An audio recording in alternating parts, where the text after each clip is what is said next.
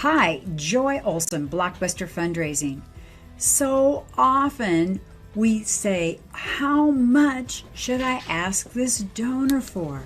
And I read this fabulous blog by Fundraising Authority, Joe at Fundraising Authority. And he says when it comes to making fundraising asks, one of the most common questions that he gets is, how do I know how much to ask for? So we're going to talk about some answers to this question. First, let's look at a common scenario. Your nonprofit has a donor who comes to some events and writes a few checks each year. Now, you're getting ready to launch a capital campaign and want to ask her for a major gift. Well, how much should you ask for? Or, what about this scenario? You have a new prospect who has indicated that he's already ready for an ask, but they've never given to this point. But you think they might have the potential to be a major donor. How much should you ask for? Well, if you've ever found yourself in a situation like those two situations, you're going to want to stay tuned, because here is a 3-step answer for you that Joe says at Fundraising Authority. It works every time. All right, step number 1, don't stress out. The first step is to make sure that you don't stress out about this question.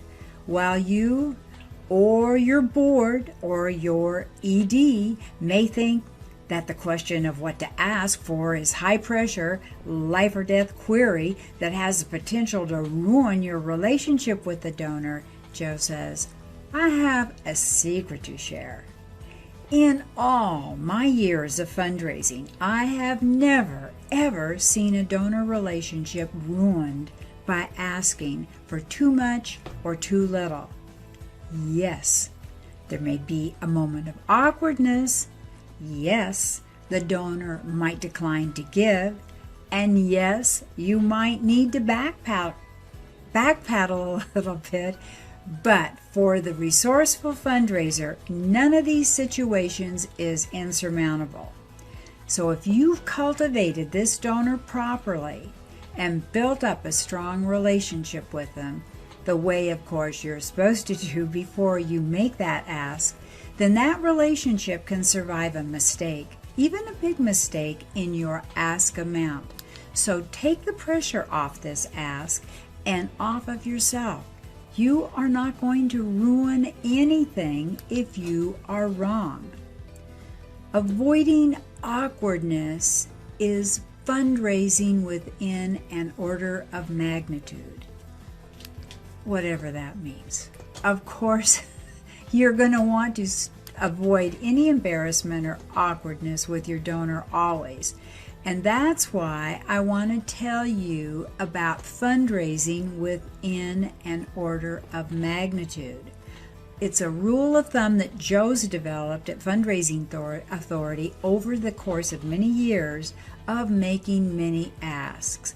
And the rule simply says, your donor is unlikely to be embarrassed or feel awkward about your ask, so long as you make an ask that is within an order of magnitude of the donor's actual capacity. What? Okay. To put it even more simply, you just have to get close enough to have the right number of digits in your ask number. So, for example, if a donor can afford to give $20,000 and you ask her for $40,000, she'll probably say no or give you the opportunity to ask for less. But you won't feel awkward about the ask. If, on the other hand, you ask her for $200,000, now you are a whole digit or order of magnitude off. And yes, there may be some awkwardness, though, as Joe says, it's still unlikely to ruin your relationship with this donor. Perhaps they'll be honored that you think they have that kind of capacity. I just threw that in. Joe didn't. I don't know whether Joe feels the same way. So here is the deal. If someone can afford $200 and you ask for $300 or $800, hey, you're still in the right ballpark. Similarly, if someone can afford $400,000 and you ask for $500,000 or $650,000, you're okay, even though you're shooting high. So, Joe says that he hopes that this rule makes us feel more at ease while we're making our asks. All we need to do is peg someone in the right order of magnitude for the ask, and then the other two steps that are coming up will follow, and you'll know that you've done the right thing and feel good about your ask conversation. Step number 2, realize that this is an imperfect science, your ask, how much to ask. The second step then is to realize that answering the question of how much to ask for is just what we said, an imperfect science. For most donors, there really is no way of knowing exactly how much to ask for, even using wealth research services, unless someone is very wealthy and involved in the leadership of a public corporation or heads up a huge private foundation. Chances are all you can do is make an informed guess. Again, the message here is not to stress out about this. There is no right answer, only a best guess, which, ta-da, brings us to step 3. And step 3 at the Fundraising Authority, Joe says, is do some research and make an informed guess. Because now we've got steps 1 and 2. And we may think that we should just take a stab in the dark now, or make up a number and make the ask. Of course, that's not the case. If you keep your ask within an order of magnitude of your donor's capacity, there won't be any awkwardness. But of course, the closer you can get to your donor's actual gift capacity, the better your chances of getting an unconditional yes. And we all want to get that yes. So, Joe's advice is that we do research into our donor's capacity before making the ask, and then realizing that it is an imperfect science, we can use this research to make an informed guess. So, what kind of research should you do? Well, start in your donor file. The first place that you should look is your donor file. How much has this donor given in the past? And what size gifts do they give? And how often? Listen, the wise and insightful Amy Eisenstein says that you should start with the idea that the person can give between 2 and 10 times the amount they give to your nonprofit annually. Thus, if they give your organization $5,000 per year, including annual gifts, online gifts, direct mail, events, etc., then chances are that they can afford to give you a one-time donation somewhere in the $10,000 to $50,000 range. Wow. So Joe thinks that Amy's rule of thumb is a good start, especially when you combine it with the next 2 ideas. Of course, if this is a first-time ask to a new donor, you'll need to rely on the next 2 rules of thumb, since you don't have any past gifts from this donor to use as a guideline. So what is that then you use common sense. The next thing you should do is take what you know about this donor and use common sense to adjust your ask amount. For example, if this donor is an attorney at a major firm in your city, what do attorneys at similarly sized law firms in your city earn on average? If you're not sure, you can use online tools like salary.com to help you figure it out. Likewise, where does this donor live? How much do houses cost in that neighborhood? Does this person belong to a country club or a social club? Does his or her spouse work?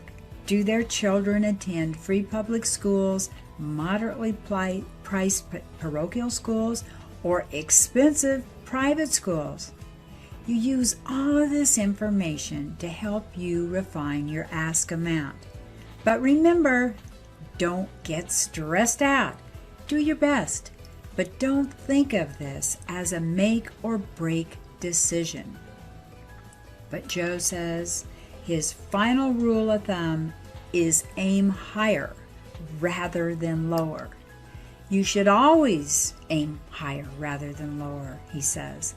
If you ask someone for too much, they can always talk you down to a lower amount.